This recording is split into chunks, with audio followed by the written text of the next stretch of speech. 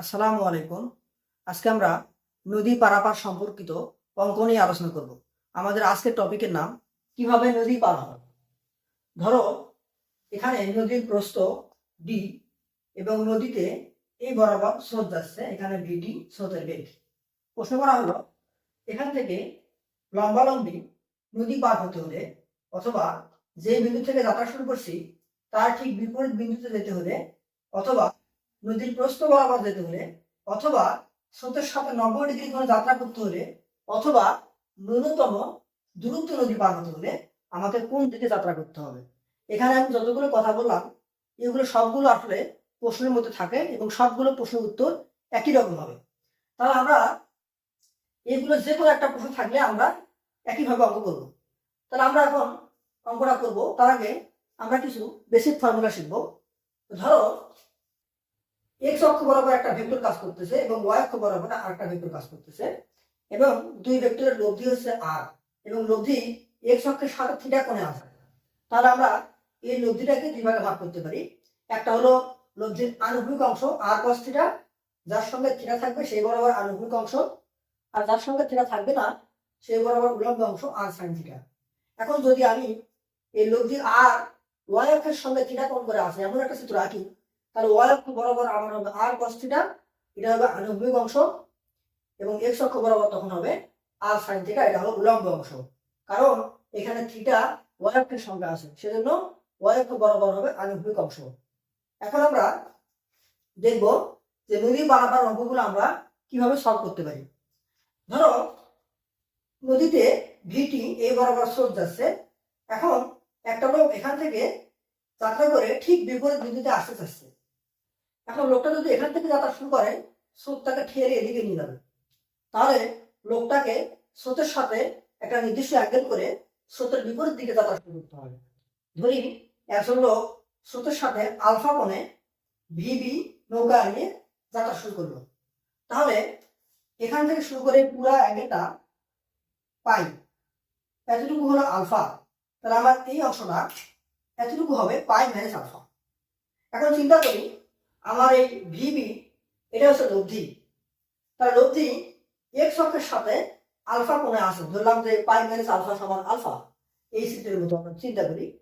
তাহলে এটাকে যদি আমরা ভাগ করে দিই দুইভাবে, তাহলে একটা অংশ হবে আনুভূমিক অংশ VB cos pi minus alpha এবং আরেকটা হবে উল্লম্ব অংশ VB sine pi minus alpha.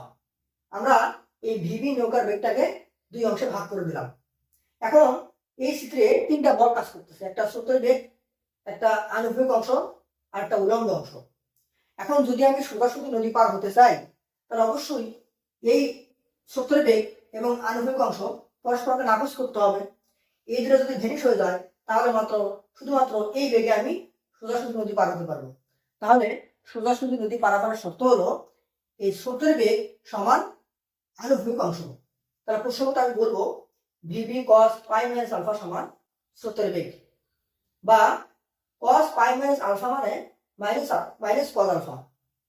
তাহলে এটাকে আমি লিখতে পারি মাইনাস ভিবি কস আলফা, এখানে আছে ভিটি। তাহলে বা আলফা সমান কস ইনভার্স, এটাকে পক্ষান্তর করলে মাইনাস ভিটি বাই ভিবি। তো এই অঙ্কগুলোর একটা শর্টকাট ফর্মুলা আমরা এমসিকিউতে অ্যাপ্লাই করতে পারি, সেটা হচ্ছে যে আলফা সমান কস ইনভার্স মাইনাস উপরে হচ্ছে স্রোতের বেগ, নিচে হচ্ছে নৌকার বেগ। এখন আমরা জানি যে কস থিটার মান কখনো এক থেকে বড় হতে পারে না, কস থিটা হয় এক হবে অথবা এক থেকে ছোট হবে। অতএব কস থিটা সমান লেস ইকুয়াল 1 বা থিটা সমান কস ইনভার্স 1। তাহলে এই যে কস ইনভার্সের ভিতরে যেটা আছে ভিটি বাই ভিপি, এটাও তাহলে 1 অথবা 1 থেকে ছোট হবে, 1 থেকে বড় হলে মানটা ইনফিনিটি আসবে।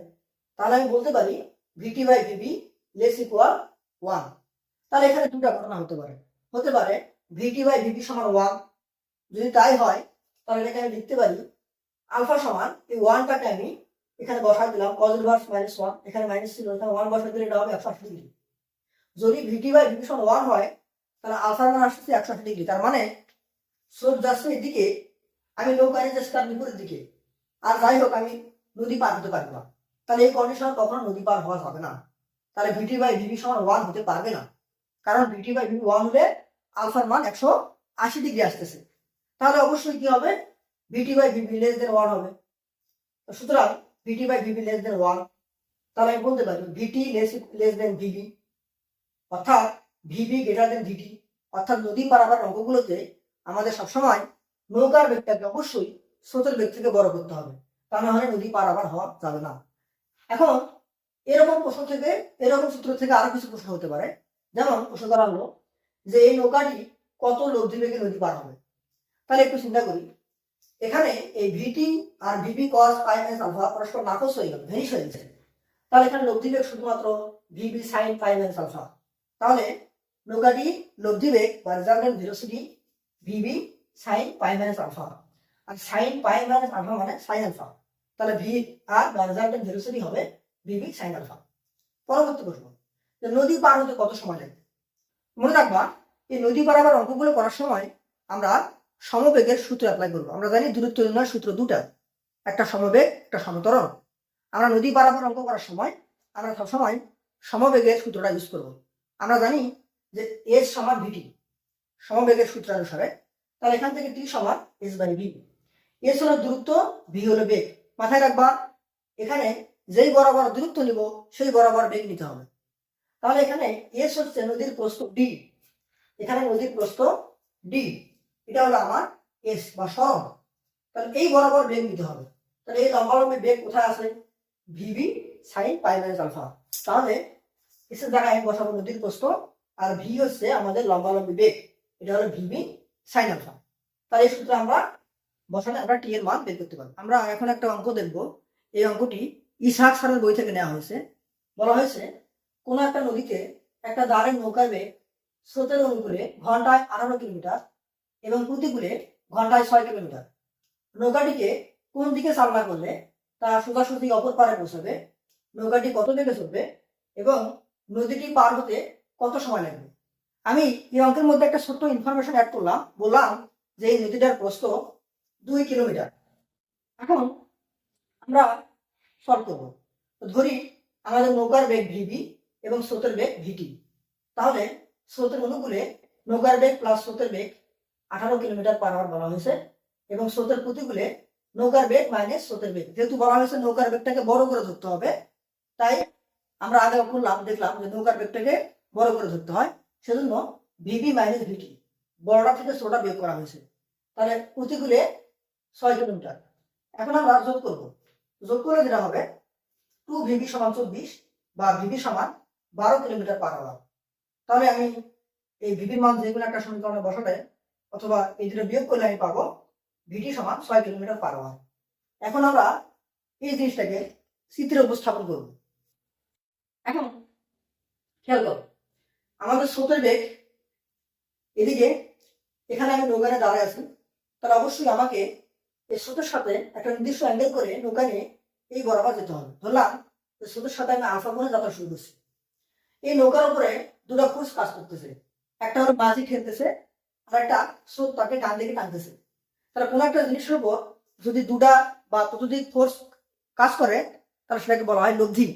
ধরলাম আমাদের এই ভিবি বা নৌকার একটা লব্ধি, এই লব্ধি আমার আনুভূমিকের সঙ্গে আমাদের এই অ্যাঙ্গেলটা, পুরো অ্যাঙ্গেলটা পাই এতটুকু আলফা, তাহলে এতটুকু হবে পাই মাইনাস আলফা।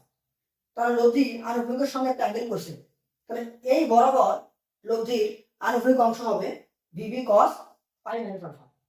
কারণ আমরা জানি লব্ধি যার সাথে অ্যাঙ্গেল করে থাকে সেই বরাবর কস হয় এবং সেটা হয় আনুভূমিক অংশ, এবং উলম্ব অংশ হবে VB sine pi minus alpha. এখন আমার এই নৌকার বেগটাকে আমি দুইভাগে ভাগ করে দিছি।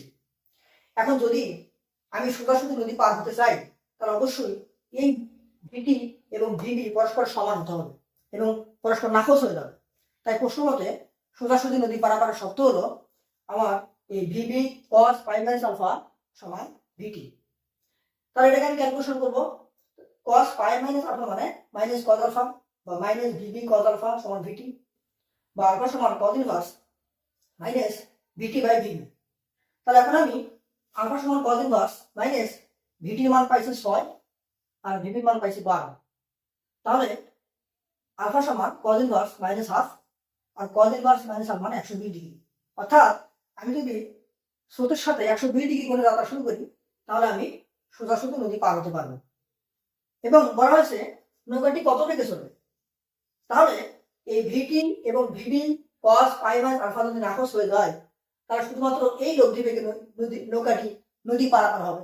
তাহলে এখানে রেজাল্টেন্ট ভেলোসিটি বা লব্ধি বেগ হবে V R V B sine pi minus alpha. আর সাইন পাই মাইনাস আলফা মানে সাইন আলফা, তাহলে ভিবি সাইন আলফা। তো ভিবির মান হচ্ছে নৌকার বেগ 12 সাইন 120 ডিগ্রি। এটা মান বসালে আমরা পাবো 10.39 কিলোমিটার পার আওয়ার। এবং বলা হয়েছে নদীটি পার হতে কত সময় লাগবে। আমরা বলছিলাম নদী পারাপার অঙ্কগুলো আমরা সমবেগের সূত্র দিয়ে করবো। তাহলে আমি বলবো যে সময় টি সমান এস বাই ভি। এস হলো নদীর প্রস্থ, যেই বরাবর দূরত্ব নিব সেই বরাবর বেগ নিতে হবে। কারণ নদীর প্রস্থ হচ্ছে লম্বালম্বী, তাহলে এই বরাবর আমার বেগ কাজ করতেছে VB sine pi minus alpha. তাহলে এই ডি এর মান 2 কিলোমিটার এবং ভিবি সাইন আলফার মান 10.39 কিলোমিটার পার আওয়ার। এটা বসালে আমরা সময় পেয়ে যাবো এবং সময় রেকর্ডটা আসবে ঘন্টায়। তোমরা চাইলে সেকেন্ড বা মিনিট করতে পারো। ধন্যবাদ সবাইকে।